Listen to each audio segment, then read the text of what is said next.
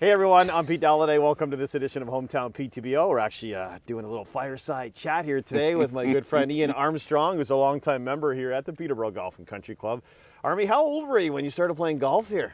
I was probably, I'd say 13 or 14. I grew up at the Catchewanna Golf Club, and I think after I could break 100 or 90 there, my father allowed me to join the Peterborough Country Club. All right, you had to graduate.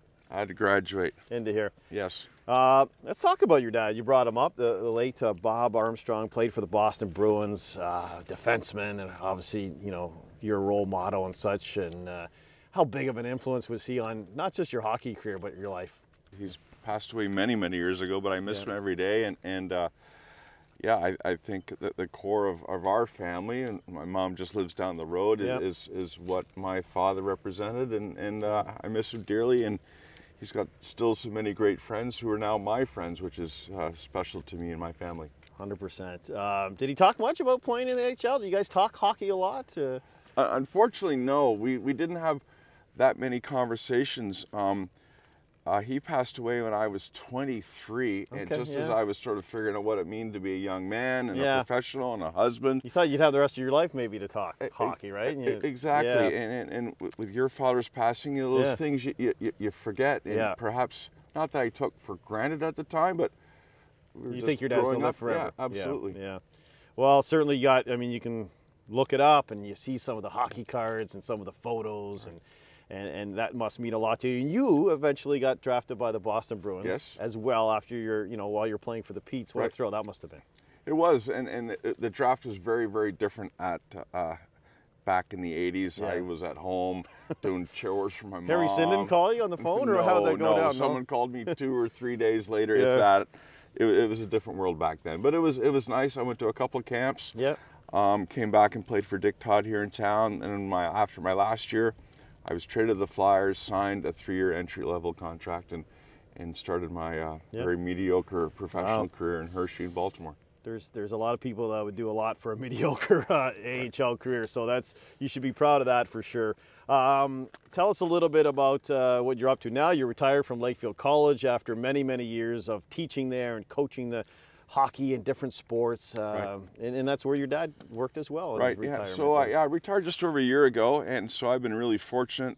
Some opportunities have come up, and this morning I just spent my second day in the bush out near Warsaw tapping some trees for a friend who makes maple syrup. And I'm back at it tomorrow morning. I think probably one of the most rewarding experiences of my life was back in March. I began volunteering with Peterborough Public Health for the vaccination clinics, and that's been really rewarding.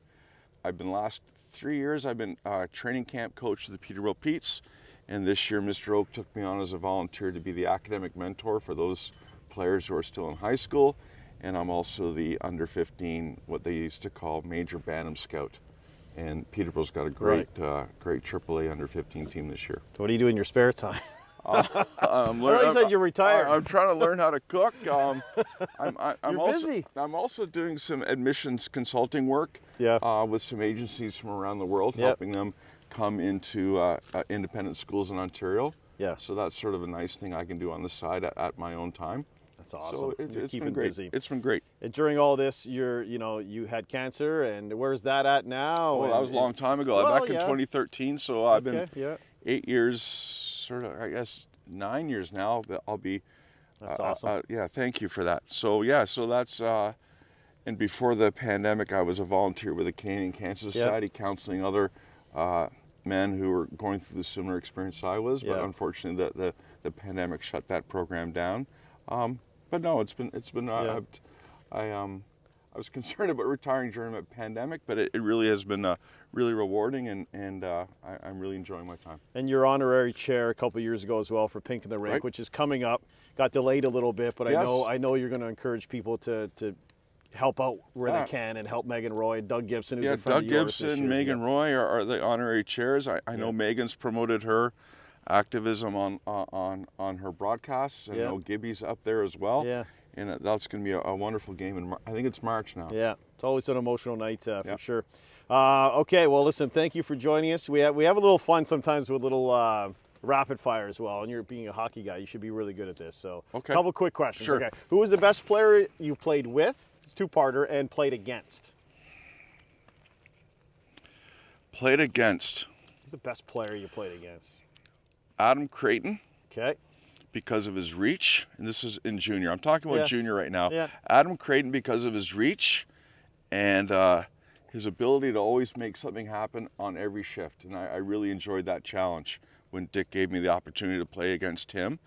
And playing with Doug Evans, I would say Doug was unbelievable as a complete 200-foot hockey player, tough, mean, great leadership, and was a real clutch player.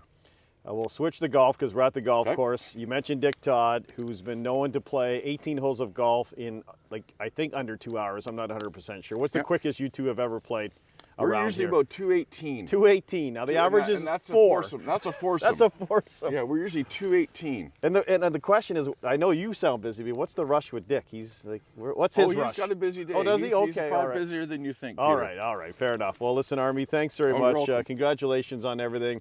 Ian Armstrong, everybody. It's Hometown PTBO, brought to you by Darling Insurance. Thanks for joining us on this edition of Hometown PTBO, brought to you by Darling Insurance.